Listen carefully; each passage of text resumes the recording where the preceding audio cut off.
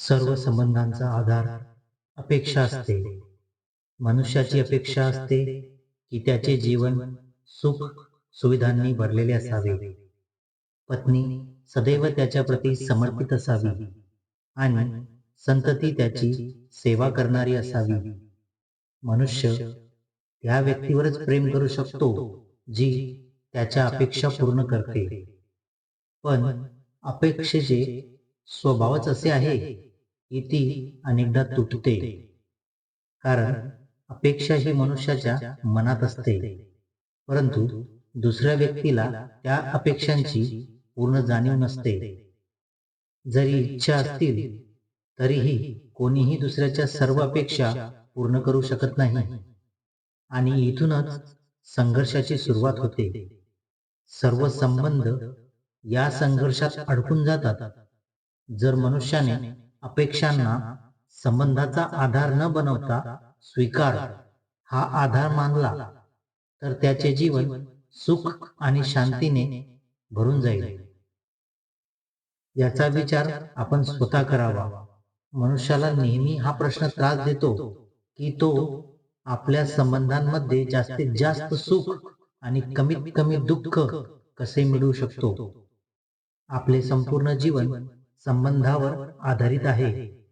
आपली सुरक्षा, आपले सुख सर्व काही संबंधांशी जोडलेले आहे. तरी सुद्धा सर्वाधिक दुःख आणि संघर्ष हेही संबंधामधूनच का निर्माण होतात? कारण जेव्हा एखादी व्यक्ती दुसऱ्याच्या विचारांना किंवा कृतींना स्वीकारत नाही आणि त्यात बदल करण्याचा प्रयत्न करते, तेव्हा संघर्ष निर्माण होतो. जितकी जास्त अपेक्षा तितका जास्त संघर्ष, जितका जास्त स्वीकार तितकी जास्त शांती. जर मनुष्याने दुसऱ्यांना बदलण्याऐवजी स्वतःमध्ये बदल करण्याचा प्रयत्न केला तर संबंधांमध्ये समाधान मिळवणे कठीण राहील का? खरं तर स्वीकार हाच संबंधाचा खरा अर्थ आहे. जेव्हा एखाद्या व्यक्तीला अन्याय झाल्याचे वाटते तेव्हा ती घटना त्याला आतून हादरून टाकते. त्याला संपूर्ण जग आपले शत्रू वाटू लागते. अन्याय जितका मोठा तितकी मनातील वेदना आणि विरोधही मोठा असतो. अशा वेळी मनुष्य न्याय शोधतो. पण न्याय म्हणजे काय? न्याय म्हणजे ज्याने अन्याय केला त्याला आपल्या कृत्याबद्दल पश्चाताप व्हावा आणि ज्याच्यावर अन्याय झाला त्याच्या मनात समाजाविषयी पुन्हा विश्वास निर्माण व्हावा. परंतु ज्याच्या मनात धर्म नसतो तो न्यायाऐवजी प्रतिशोध निवडतो. तो स्वतःला झालेल्या वेदनेपेक्षा अधिक वेदना दुसऱ्याला देण्याचा प्रयत्न करतो. अशा मार्गावर चालताना अन्याय सहन करणारा मनुष्य स्वतःच अन्याय करणारा बनतो आणि शेवटी अपराधी ठरतो. म्हणूनच न्याय आणि प्रतिशोध यामध्ये फार सूक्ष्म फरक आहे आणि त्या फरकाचे नाव आहे धर्म. जेव्हा दोन व्यक्ती एकमेकांच्या जवळ येतात तेव्हा त्या एकमेकांसाठी काही मर्यादा निर्माण करतात. खरं तर प्रत्येक संबंध या मर्यादावरच उभा असतो. पण जर कोणी त्या मर्यादा ओलांडल्या तर लगेच राग निर्माण होतो. या मर्यादांचा खरा अर्थ काय आहे? आपण आपल्या विचारांद्वारे दुसऱ्याला नियंत्रित करण्याचा प्रयत्न करतो. आपण त्याच्या स्वातंत्र्याला पूर्णपणे स्वीकारत नाही आणि जेव्हा त्या स्वातंत्र्यावर आघात होतो तेव्हा मन दुःखाने भरून जाते. याचा निष्कर्ष असा की अपेक्षा सोडा, स्वीकार वाढवा. यामुळेच संबंधामध्ये खरा आनंद आणि शांतता मिळते. जेव्हा एखादी व्यक्ती आपल्या मर्यादा किंवा भावनांना दुखवते तेव्हा आपले हृदय दुःखाने भरून जाते. पण जर आपण एकमेकांच्या स्वातंत्र्याचा आदर केला तर मर्यादा आणि बंधनांची गरज उरत नाही. जसे स्वीकार हा संबंधांचा आधार आहे तसेच स्वातंत्र्य ही संबंधांची आत्मा आहे. याचा विचार आपण स्वतः करावा. पिता नेहमीच आपल्या मुलांच्या सुखाची इच्छा करतो. तो त्यांच्या भविष्यासाठी सतत चिंतित असतो. आणि त्यांना योग्य मार्गावर नेण्याचा प्रयत्न करतो. तो ज्या मार्गावरून चालला, ज्या अडचणींना सामोरे गेला, ज्या अनुभवातून गेला, त्याच मार्गावर त्याची संततीही चालावी अशी त्याची अपेक्षा असते. ही प्रत्येक पित्याची नैसर्गिक भावना आहे. परंतु येथे काही महत्वाचे प्रश्न समोर येतात जे विचारणे खूप गरजेचे आहे. पहिला, काळानुसार मार्ग बदलत नाही का? वेळ नेहमी नवीन आव्हाने घेऊन येत नाही का? मग जुन्या काळातील मार्ग नवीन पिढीला कसे उपयोगी पडतील? दुसरा, प्रत्येक मूल आपल्या पालकांसारखेच असते का? पालक मुलांना संस्कार देतात, पण त्यांची क्षमता, गुण आणि स्वभाव हे देव देतो. म्हणूनच ज्या मार्गावर पालकांना यश मिळाले, तोच मार्ग मुलांसाठी योग्य असेलच असे नाही. तिसरा, जीवनातील संघर्ष आणि आव्हाने ही फायदेशीर नसतात का? संघर्षामुळेच नवीन प्रश्न निर्माण होतात आणि त्यांची उत्तरेही सापडतात. मग मुलांना संघर्षापासून वाचवणे हे खरोखरच त्यांचे भले आहे का, की त्यांना कमकुवत बनवणे आहे? जसे मुलांच्या भविष्यासाठी मार्ग ठरवण्यापेक्षा त्यांचा स्वभाव आणि चारित्र्याचा विकास करणे अधिक महत्वाचे आहे. तसेच त्यांना संघर्षाचा सामना करण्यासाठी मनोबल आणि ज्ञान देणे अधिक फायदेशीर ठरते. प्रत्येकाच्या जीवनात असा प्रसंग येतो जेव्हा सत्य बोलण्याची वेळ येते. सत्य मनात असते, पण ते बोलताना भीती वाटते. कधी वाटते की दुसऱ्याला वाईट वाटेल, कधी वाटते की संबंध बिघडतील, आणि ही भीती आपल्याला थांबवते. आपण म्हणतो की आपण फक्त तथ्य सांगत आहोत, पण खरे पाहता तथ्य म्हणजे काय? तथ्य म्हणजे फक्त घडलेली गोष्ट सांगणे नाही, तर निर्भयपणे सत्य बोलणे होय. निर्भयता ही आत्म्याचा स्वभाव आहे. म्हणूनच सत्य बोलण्याची योग्य वेळ अशी वेगळी नसते. प्रत्येक क्षण त्यासाठी हा योग्य असतो. जेव्हा एखाद्याच्या अपेक्षा किंवा आशा तुटतात, तेव्हा त्याचे मन दुःख आणि रागाने भरून जाते. तो ज्याला दोषी समजतो त्याला शिक्षा देण्याचा प्रयत्न करतो. पण प्रश्न असा आहे, आपल्या अपेक्षा पूर्ण न होणे हे नेहमीच कोणाचा दोष असतो का? इच्छा अपूर्ण राहण्यामागे अनेक कारणे असू शकतात. काही परिस्थितीमुळे, काही नियतीमुळे, आणि काही वेळा इच्छाच अशा असतात की त्या पूर्ण होऊ शकत नाही. अशा वेळी कोणाला दोष देणे योग्य आहे का? न्याय आणि प्रतिशोध यामध्ये फरक काय आहे? न्यायाचा आधार दया आणि करुणा असतो.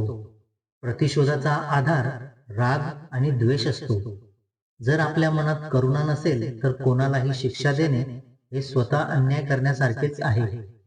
आज आपण आपल्या भूतकाळातील अनुभवांवर आधारित भविष्यातील सुखदुःखांची कल्पना करतो आणि भविष्यातील दुःख टाळण्यासाठी आजच योजना बनवू लागतो. याचा निष्कर्ष असा की स्वातंत्र्याचा आदर स्वीकारा आणि करुणा यामुळे संबंध अधिक सुंदर आणि शांततापूर्ण बनतात. उद्या येणाऱ्या संकटांची कल्पना करून आजच त्यांची निर्मिती करणे यामुळे खरोखर आपल्याला फायदा होतो की नुकसान? हा प्रश्न आपण कधीच विचारत नाही. खरं म्हणजे संकट आणि त्यांचे समाधान हे एकत्रच जन्माला येतात. संकट हे फक्त एका व्यक्तीसाठी असते, संपूर्ण सृष्टीसाठी नाही. जर तुम्ही इतिहासाकडे पाहिलात तर तुम्हाला लक्षात येईल की जेव्हा जेव्हा संकट आले तेव्हा त्यावर मात करण्याची शक्तीही निर्माण झाली. हेच जगाचे नियम आहेत. संकट हेच शक्ती निर्माण होण्याचे कारण आहे. प्रत्येक व्यक्ती जेव्हा संकटातून बाहेर पडतो तेव्हा तो आधीपेक्षा अधिक मजबूत, अधिक समजूतदार आणि अधिक आत्मविश्वासाने भरलेला होतो. तो फक्त स्वतःसाठीच नाही तर संपूर्ण जगासाठी उपयोगी ठरतो. हेच खरे सत्य आहे. खरं तर संकट म्हणजे एक संधी आहे स्वतःला बदलण्याची, आपले विचार उंचावण्याची आणि आपल्या आत्म्याला अधिक शक्तिशाली व ज्ञानी बनवण्याची. जो व्यक्ती हे समजतो त्याच्यासाठी संकट राहत नाही, पण जो हे समजत नाही तो स्वतःच एक संघर्ष बनतो. स्वतःसाठी आणि जगासाठीही असे म्हटले जाते की परंपरा धर्माचे रक्षण करतात. पण प्रश्न असा आहे, फक्त परंपराच म्हणजे धर्म आहे का? जसा दगडात शिल्प लपलेले असते, तसेच परंपरांमध्ये धर्म दडलेला असतो. ते शिल्प दिसण्यासाठी दगड फोडावा लागतो, अनावश्यक भाग काढून टाकावा लागतो. त्याचप्रमाणे परंपरांमधून खरा धर्म शोधावा लागतो. याचा अर्थ परंपरा पूर्णपणे सोडणारा धर्मापासून दूर राहतो आणि अंधपणे परंपरा पाळणारा देखील धर्म प्राप्त करू शकत नाही. असे म्हणतात की हंसाला निरशीर विवेक असतो. तो दुधात मिसळलेले पाणी वेगळे करून फक्त दूध घेतो. तसाच खरा धर्म ओळखण्यासाठी आपल्या मनात विवेक असणे आवश्यक आहे. कारण विवेक नसताना आपण जे धर्म मानतो ते कदाचित खरे धर्म नसूही शकतात. आज प्रत्येक जण आपल्या भूतकाळाच्या अनुभवांवर आधारित भविष्य सुख आणि सुरक्षितता मिळवण्यासाठी निर्णय घेतो. तुमच्या जीवनाकडे पहा. तुमचे बहुतेक निर्णय भविष्यातील विचारांवर आधारित नाहीत का? पण भविष्य कोणालाच माहीत नाही. आपण फक्त त्याची कल्पना करू शकतो. मग आपण जीवनातील महत्वाचे निर्णय या कल्पनांवरच घेतो का? यावर एक वेगळा मार्ग आहे. सर्व सुखांचा आधार धर्म आहे आणि धर्म मनुष्याच्या हृदयात असतो. म्हणून प्रत्येक निर्णय घेण्यापूर्वी स्वतःच्या मनाला एक प्रश्न विचारा. हा निर्णय स्वार्थातून जन्माला आला आहे का धर्मातून? जर आपण भविष्यातील विचारांऐवजी धर्मावर आधारित निर्णय घेतले तर आपले भविष्य अधिक सुखमय होणार नाही का? याचा विचार करा. जेव्हा एखाद्या व्यक्तीला त्याच्या अपराधाची शिक्षा मिळते तेव्हा कधी कधी त्याला वाटते की तो बदलला आहे, त्याने पश्चाताप केला आहे. मग त्याला अजूनही शिक्षा का मिळते? पण येथे एक नियम आहे, जसे कर्म तसे फळ. जर तुम्ही प्रेम दिले तर तुम्हाला सुख मिळेल आणि जर तुम्ही हिंसा केली तर त्याचे परिणाम भोगावेच लागतील. याचा निष्कर्ष असा की संकट म्हणजे संधी. परंपरेतून विवेकाने धर्म शोधा आणि प्रत्येक निर्णय धर्मावर आधारित घ्या. यातूनच खरे सुख आणि शांती मिळते. जसे कर्म तसेच फळ हा न्याय. जर जसे कर्म तसा न्याय असेल तर प्रायश्चित पश्चाताप याला काही मूल्य नाही का? नक्कीच आहे. खरे तर प्रायश्चित मनुष्याच्या आत्म्याला शुद्ध करते आणि भविष्यात येणारे चांगले फळ स्वीकारण्यासाठी त्याला तयार करते. म्हणूनच शिक्षा स्वीकारल्याशिवाय प्रायश्चिताला अर्थ नाही. जेव्हा आपण चांगले काम करूनही दुःख भोगतो किंवा वाईट करणाऱ्याला सुख मिळताना पाहतो तेव्हा मनात प्रश्न निर्माण होतो, चांगले काम करण्याचा, धर्माच्या मार्गावर चालण्याचा फायदा काय? पण वाईट करणाऱ्याच्या मनाची अवस्था पहा. त्याचे मन सतत अस्थिर, चिंताग्रस्त आणि संघर्षांनी भरलेले असते. अविश्वास त्याला सतत त्रास देत राहतो. या उलट चांगले वागणाऱ्या आणि सच्चरित्र व्यक्तीचे मन शांत असते. परिस्थिती काहीही असो त्याला अंतर्गत समाधान मिळते आणि समाजात सन्मानही मिळतो. म्हणजे चांगले वर्तन कधीही वाईट मार्गाकडे नेत नाही आणि वाईट वर्तन कधी खरे सुख देत नाही. सत्ता मिळण्याची इच्छा प्रत्येकाच्या मनात असते. प्रत्येक जण आपल्या आयुष्यात एक छोटा किंवा मोठा संसार किंवा राज्य निर्माण करण्याचा प्रयत्न करतो. पण सत्ता म्हणजे नेमकं काय? जितक्या अधिक लोकांच्या जीवनावर आपण प्रभाव टाकू शकतो तितकी आपल्याला स्वतःची शक्ती वाटते. परंतु खरा प्रभाव हा प्रेम, दया, करुणा आणि धर्म यांच्यामधून निर्माण होतो. जेव्हा मनुष्य कठोरता आणि अधर्माने सत्ता मिळवण्याचा प्रयत्न करतो तेव्हा तो लोकांच्या मनात विरोध आणि बंड निर्माण करतो. थोड्या काळासाठी तो शक्तिशाली वाटू शकतो, पण ती खरी शक्ती नसते. म्हणूनच गुरु आणि ऋषींची आजही पूजा केली जाते, पण रावण आणि हिरण्यकश्यपू याची नाही. या जगात जन्माला येणारे प्रत्येक बालक पूर्णपणे निर्मळ असते. त्याच्याकडे ना चांगले संस्कार असतात ना वाईट. मग हे गुण दोष येतात कुठून? जे काही मुलं आपल्या आईवडिलांकडून सतत ऐकते तेच त्याच्या मनात संस्कार बनून बसते. जसे एखाद्या रस्त्यावर वारंवार चालल्याने पायवाट तयार होते, तसेच आईवडिलांचे विचार आणि शब्द मुलांच्या मनात खोलवर रुजतात. म्हणजेच पालकांच्या इच्छा आणि विचार मुलांच्या गुणदोषांचे कारण बनतात. तरी सुद्धा जेव्हा मुलांमध्ये काही वाईट सवयी दिसतात, तेव्हा पालक आश्चर्यचकित होतात आणि दुःखी होतात. ते विचार करतात, हे कुसंस्कार आले कुठून? पण सत्य हे आहे की पालक नकळत हे संस्कार मुलांना देत असतात. याचा निष्कर्ष असा की ज्या पालकांना आपल्या मुलांना सुसंस्कारी आणि धर्मनिष्ठ बनवायचे आहे, त्यांनी सर्वप्रथम स्वतःच्या विचारांवर आणि इच्छांवर नियंत्रण ठेवणे आवश्यक आहे. स्वतः विचार करा, आपण आपल्या मुलांना काय देत आहोत? फक्त शब्द की संस्कार?